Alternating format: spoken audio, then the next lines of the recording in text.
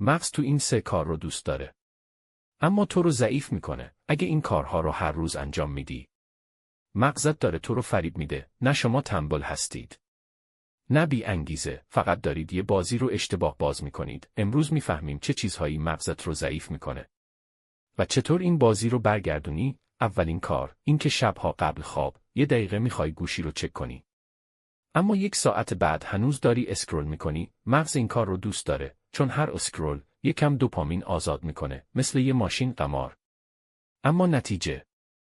خستگی، بیخوابی و صبحها انگیزه‌ات صفره. همین امروز یه قانون ساده بذار. 1 ساعت قبل خواب، گوشی رو روی حالت نارنجی یا خاموش کن. مغزت ممنونت میشه. دومین کار مرگبار، این که وقتی یه ویدیو از یه نفر موفق میبینی، فوراً فکر میکنی چرا من نمیتونم این کار رو بکنم؟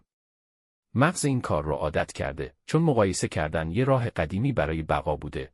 ولی الان این عادت فقط اعتماد به نفس تو رو از بین میبره. هر وقت این احساس رو داشتی، فقط یه سوال بپرس: آیا این مقایسه به من کمک میکنه جلوتر برم؟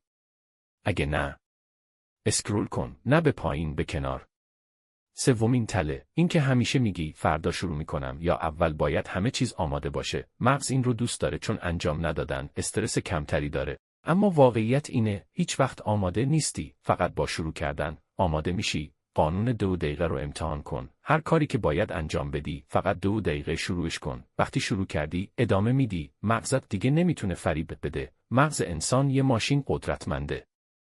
اما مثل هر ماشین، اگه سوخت اشتباه بدی، خراب میشه. این 3 کار رو دیگه نذار بهانه باشن. تو نه تنبلی، نه بی انگیزه‌ای، فقط داری یاد میگیری چطور با مغزت صحبت کنی. همین امروز یه کار کوچیک انجام بده. فقط یکی از این 3 تا رو امتحان کن. مثلا همین امروز گوشی رو 1 ساعت زودتر کنار بذار. فردا صبح حس میکنی متفاوتی. و اگه این ویدیو بهت کمک کرد، یه لایک بده. زیر ویدیو بنویس مغزم رو فریب نمیدهم و حتما سابسکرایب کن. چون هفته آینده میگم چطور مغزت رو هک کنی و انگیزه بی پایان داشته باشی.